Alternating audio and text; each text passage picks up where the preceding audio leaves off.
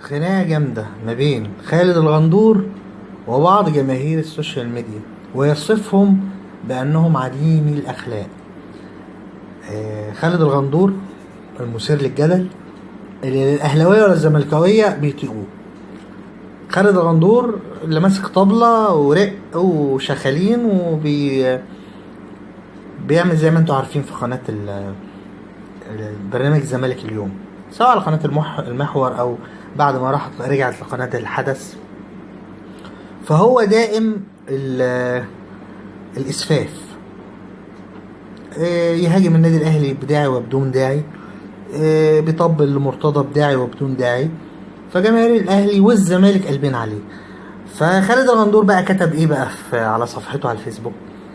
كتب احنا في زمن الناس عايزة تبقى قليلة الأدب، وعايزينك مؤدب، وعايزين يشتموك بس ردك يبقى مؤدب، وعايزين يعلموك الأخلاق وهم ما عندهمش أخلاق.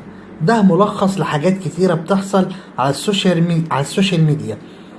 ويا ريت ما ننساش نحط بروفايل وانت بتبوس ايد امك، او صورة قرآنية، او وانت بتحج او تعمل عمرة. هو خالد الظاهر خد طريقة معتبرة يعني من الناس اللي عنده في الاكاونت بتاعه، هزقوه او شتموه لسبب دعمه الدائم والغير مبرر لمرتضى. هو مبرر بالنسبة له، لكن بالنسبة للجماهير اللي ما عندهاش مصلحة فهيجي عليه. طبعا بالاضافه لبعض جماهير الاهلاويه اللي هي عنده على صفحته وبتنتقده لانه اسلوبه رخيص في الطرح. هو ما بيطرحش قضايا، هو بيولد مشكله. يقول لك اشمعنى جهاد جريشه، اشمعنى حد يقول لي ليه يطلع يعتذر للنادي الاهلي، ما يطلعش ليه يعتذر للزمالك لما بتاع المقصه جت في ايده ومش عارف ايه. هي دي طريقته، يولد مشكله. يقول لك قناتنا عملت حالة. طب ما لازم تعمل حالة، انت عمال تجيب سيرة الاهلي ليل ونهار وتشتم في الاهلي، مرتضى يشتم في الاهلي ويشتم في الخطيب. طب ما لازم تعمل حالة.